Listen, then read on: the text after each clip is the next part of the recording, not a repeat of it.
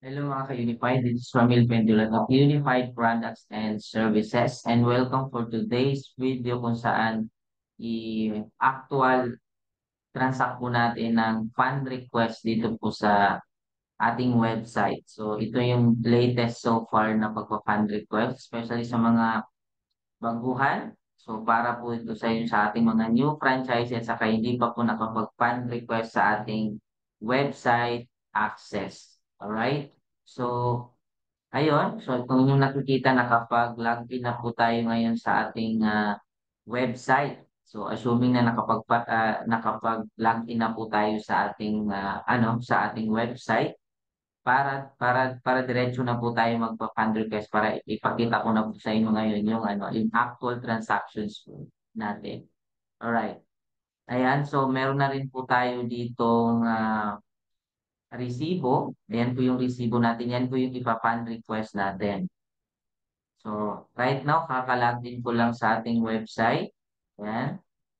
So, as you can see, meron tayong 2.73 na fund.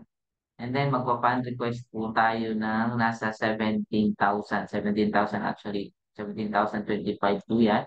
Ilalagay po natin dito sa ating fund. So, ano ba itong fund request, mga partners? So, ito po yung maglalagay ka ng fund from the bank. So, ang maaari nating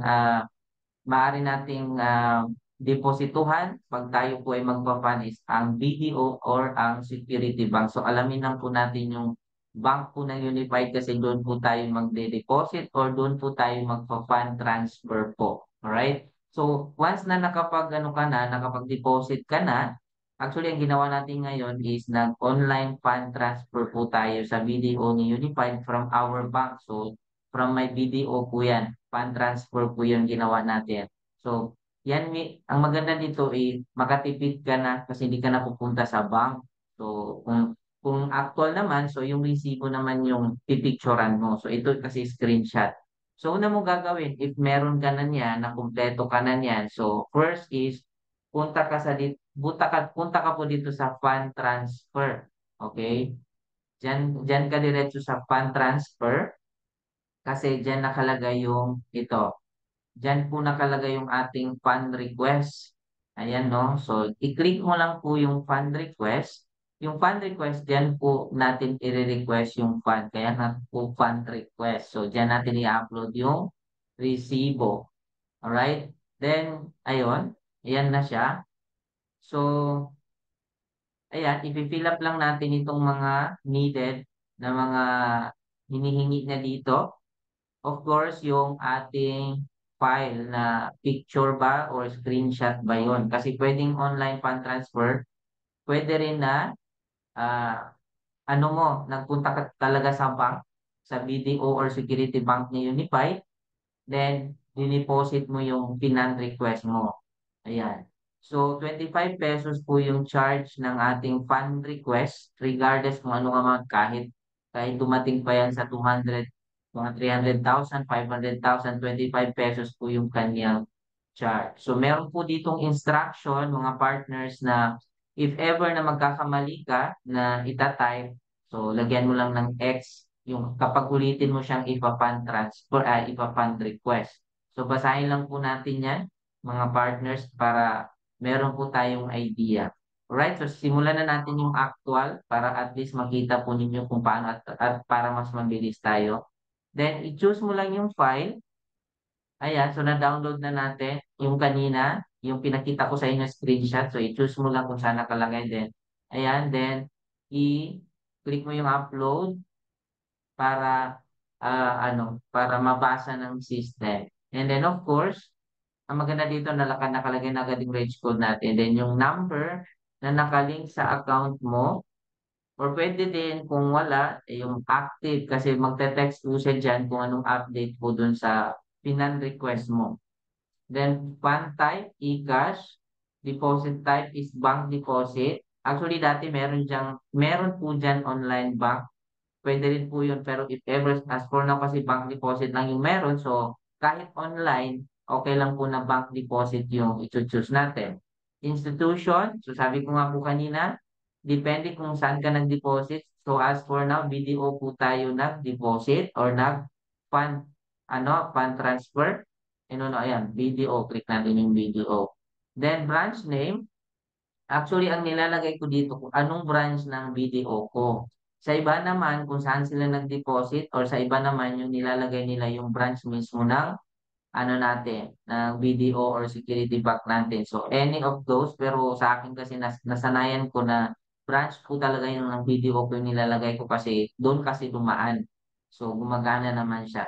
Currency, syempre peso, Philippines, and next is amount. So, ang amount po niyan kasi is 17,025.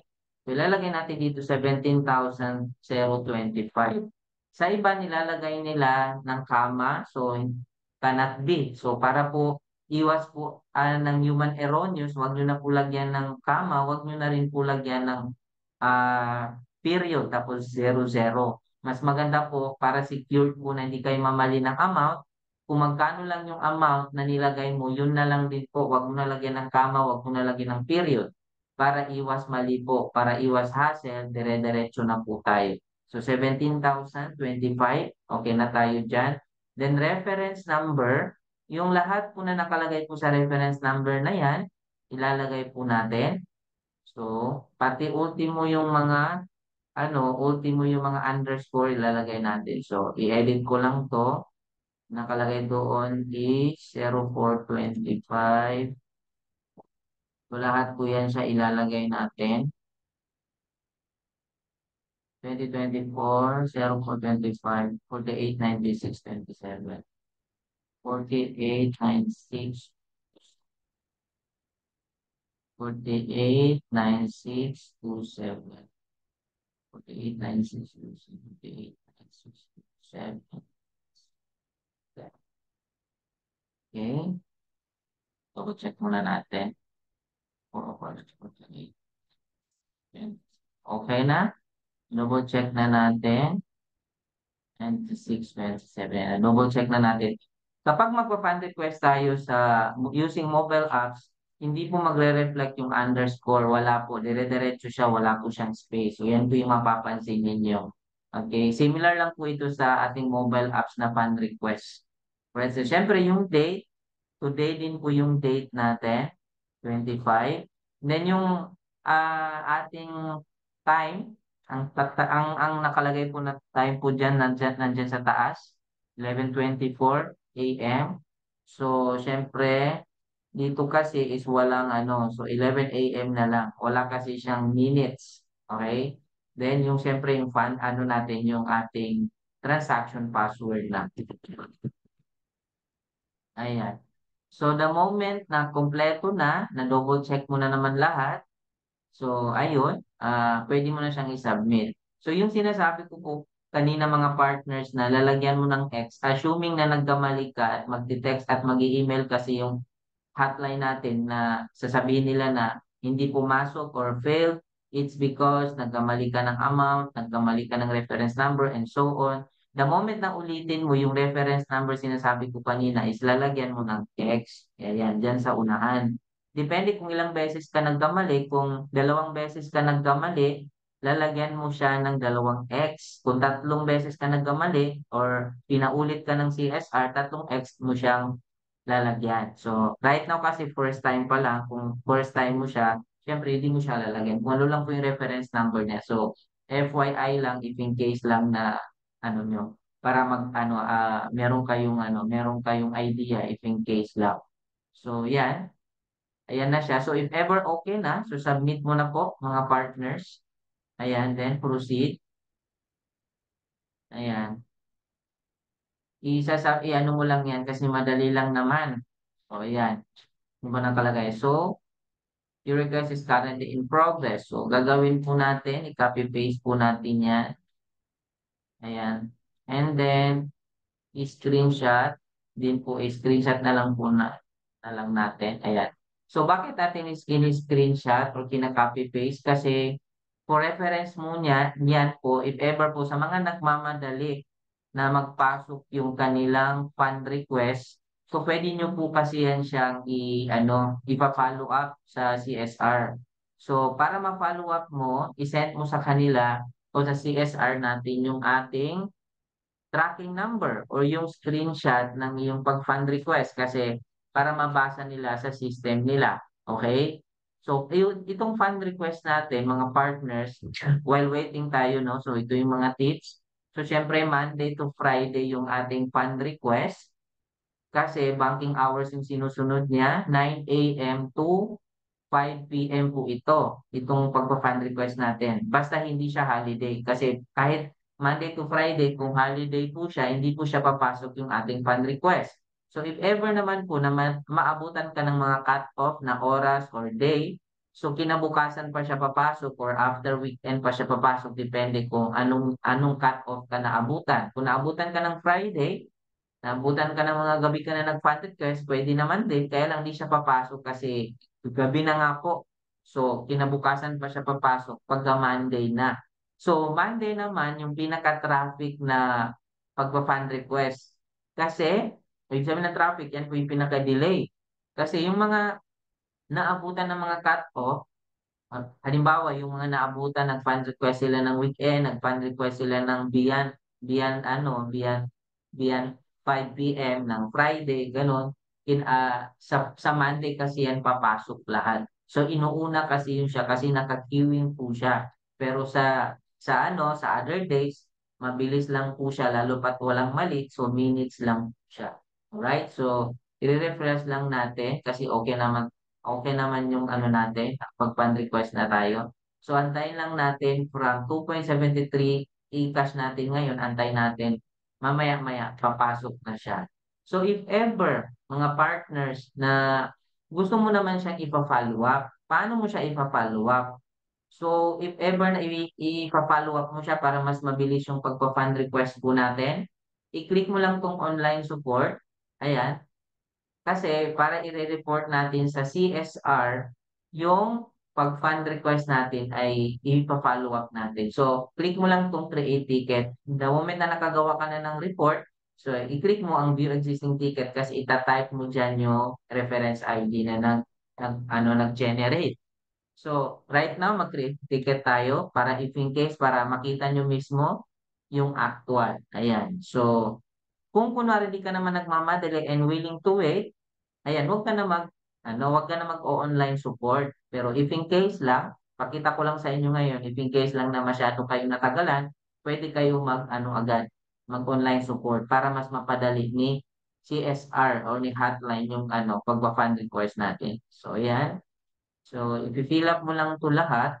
Yung mga dito, mga hinihingi. So, dito, di ba, walang fund request na nakalagay na category. Automatic, piliin mo pag wala sa category, customer support. Then, always piliin mo priority high. Then, account owner. Then, yung reg code mo, kung saan ka nag-fund request na account. Kung marami kang account. And then, lagay mo lang dyan, pwede ka mag-English, pwede ka mag-Tagalog dito sa message. Wow, ganyan. Good morning. Actually, good morning pa lang. Morning. So, follow up po sa fund request. Ayan. Follow up po sa fund request with red code. Ayan. Pwede rin hindi mo na ilagay yung tracking number basta i-ano mo lang. Ilagay mo yung red code mo with red code amount kano yung amount na request mo. Pwede mo ilagay dyan. Ayan. Thank you. Then yung screenshot natin kanina, pwede mo i-attach dito. Di ba nag-fund request tayo kanina? Ay, di ba nag-screenshot tayo kanina, no? So, pwede mo dyan ano natin, ano lang, i-copy paste muna natin. Kasi hindi ko pa na-copy paste. So, ayan. Pwede mo yan. Para at least, ano mo siya, tawag dito, ah,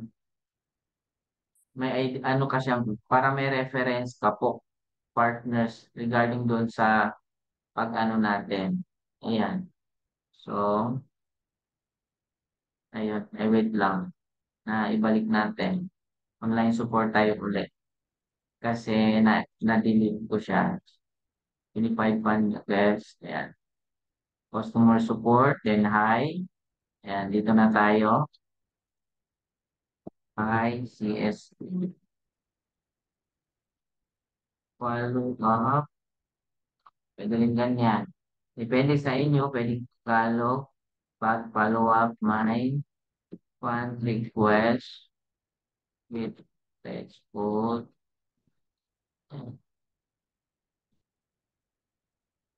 Take 20,005. Ayan. Ganun lang. And i-attach mo yung kanina. Screenshot, kung screenshot. Ayun. Kung resibo. Then, gayahin mo lang yung nakalagay dyan ng number na CAPTCHA. 2429. So, yan lang siya. Ganyan lang kasimple. Ganyan lang kasimple and then submit mo na. Ayan, mag-generate siya ng reference ID. Ayan, ito po siya. Save nyo po ito siya or screenshot. Then, balik ka ulit doon sa online support. And then, ilagay mo sa view existing ticket. I-paste mo dyan para makita mo yung ano, makita mo yung reply ng CSR if ever na magre-reply sila. So, para if ever na updated ka, so, refresh mo lang yung account mo. Okay, refresh mo lang. So, pag walang mali, pag walang depende kasi din sa volume na nagpa-fund request everyday, naka-queuing po kasi siya. So, paunahan. So, pag wala masyado nagpo-fund request at that moment na nag-fund request ka, mabilis naman po ito siyang papasok. Alright. So, yan. Antay-antay mo lang o refresh mo lang. Okay? Pwede rin ang gagawin mo, ila-log out mo ito siya and then ila-log in mo uli. Sa iba kasi, para mas effective yung pagre-refresh, so log in, log out, log in. Pwede rin po yun. So at this moment of time, antayin natin yung pagpasok. Kasi ano pa lang naman saglit lang. Hindi pa nakabot ng 30 minutes yung pag-aantay natin. At this moment of time, so antayin lang muna natin mga partners yung pagpasok ng ating fund request. Antay-antay lang natin. So ito siya, pinalo up natin yung sa ano natin dun sa ating yung ginawa natin na report sa CSR, so online support, so nag-reply po dito sa create ticket natin ang CSR. So, reply niya, please be informed that your transaction has been forwarded to the loader. So, pwede ka rin mag-reply. Right. This is noted. Pwede mo yan. At least, magre-reply ka, mas maganda yun para makita nila na active ka doon sa ginawa mo. I-click mo yung reply. Ganun siya. So, ayun, antayin lang natin yung pagpasok niya. So, ayan mga partners, pumasok na yung fund natin. So, from 2.73, okay, naging 17,2.73 na siya. So, pumasok na yung 17,000 from 17,025. Ang pumasok po dito ay 17,000. As you can see, sabi ko nga po kanina, any fund request po sa atin is meron po siyang charge na 25 pesos. Any amount po, kahit 100,000 pa po yan, at 25 pesos po yung charge po na naibabawas. So, from Monday to Friday, tawag ito, ang cut-off niya is every 5 p.m. So, as you can see, ano na po tayo, nag-fund request, sa kaka-follow up natin is ano na rin po, nag-reply na rin po yung CSR po natin na sabi niya, please inform that your transaction was successfully processed and loaded to your account. So, medyo natagalan tayo mga partners kasi ah balance time na yung pag-fund request natin kanina. Kaya ang nangyari, umabot tayo ng mga alauna na po siya pumasok. Kasi nag-break time pa po yung mga in charge po natin sa fund request. So kaya naman kung gusto natin madalian, dapat morning na morning kasi para agad pumasok. Wag lang yung ano, kapag lunch time, yan po yung merong pagka-delay kasi may break time po yung ating in charge po sa fund request. So kaya naman medyo na-delay siya. Approximately siguro mga almost 1 hour bago siya pumasok.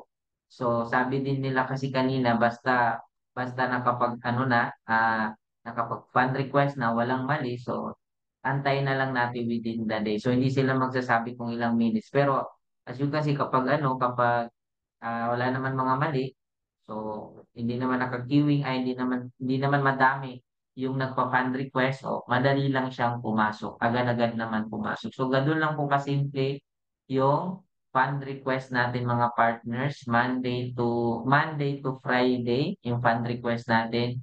Pwede ka mag-deposit ng BDO or Security Bank.